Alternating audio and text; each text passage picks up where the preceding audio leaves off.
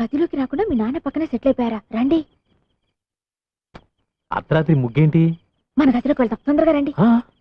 అయ్యో, నీ వేలు తెగింది కదా. వేలు తెగడానికి మనం గదిలోకి వెళ్ళడానికి సంబంధం ఏమిటండి?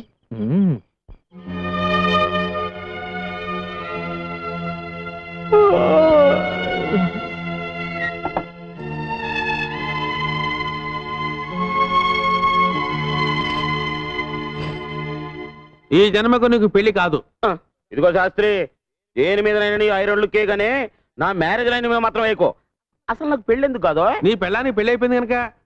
నాకు పెళ్లి అవ్వకుండా నా పెళ్ళానికి పెళ్లి అవ్వడం ఏంటయ్యా? ఆ తెలగాడు పెళ్ళలేదు, అది నీ పెళ్ళమే.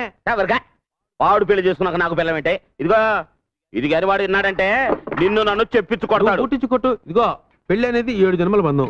గత 5 జన్మలుగా అమ్మాయి నీ పెళ్ళమే. కానీ ఈ ఒక్క జన్మలోనే అమ్మాయి కాస్త కాలు జారి ముందు పుట్టింది, నువ్వు లేట్ అయ్యావు. గత జన్మలో నువ్వు కోతి, ఆ అమ్మాయి కూడా కోతే.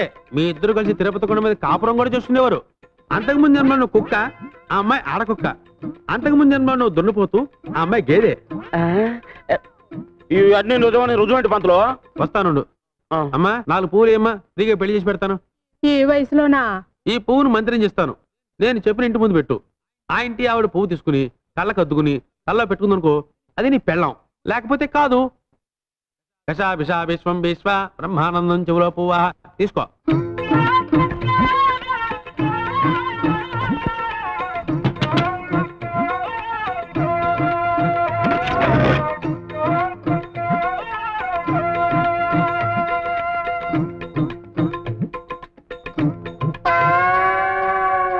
చూసావా? పువ్వు చూస్తే ఏడదైనా తల్లోనే పెట్టుకుంటది. అలాగా? ఈ పువ్వుని చేత పుచ్చుకో. పద. సరే పద. పువ్వు పెట్టు. అమ్మమ్మందా?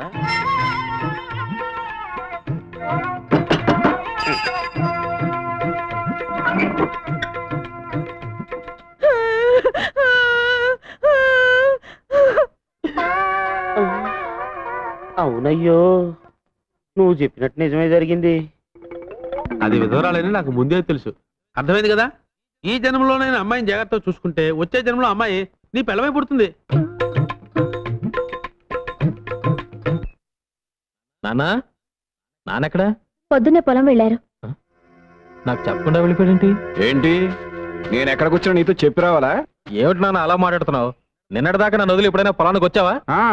నిన్నటిదాకా నీకు మీసాలు లేవు, ఇప్పుడు మీసాలు వచ్చాగా. రే ఏంట్రా ఇంకెక్కడే ఉన్నా? మరి వెళ్ళి చెప్తానండి. ఎల్లు. ఎక్కడికి రా? పట్టణం అండి, ఈ రూల్ తేవాలి కదండి. మరి అదేమిటి నాన్న, నేను తెస్తానుగా. ఏ ఆడు తేలాడా? అది కదా నాన్న, పట్టణంలో వాడిని మోసం చేస్తారు. పోతే పోనే నడబేగా.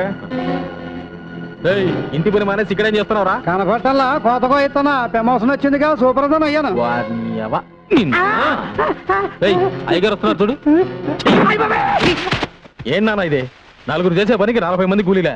నీకేమన్నా పిచ్చి పట్టిందా? చేతకాని వెధవలందరినీ తీసుకొచ్చి పని అప్ప చెప్పావు. ఏమిటి చేస్తావు? ఒరే, ఈయన గారు మొలక తాడు కట్టక ముందు నేను తలకి పాగా కట్టాను. చెప్పండిరా. 10 వాళ్ళ ముందు అవమానిస్తావా? రాత్రికి ఇంటికి వస్తావా? అక్కడ చూసుకుంటా నేను. ఏంటి చూసేది అంక కాదు.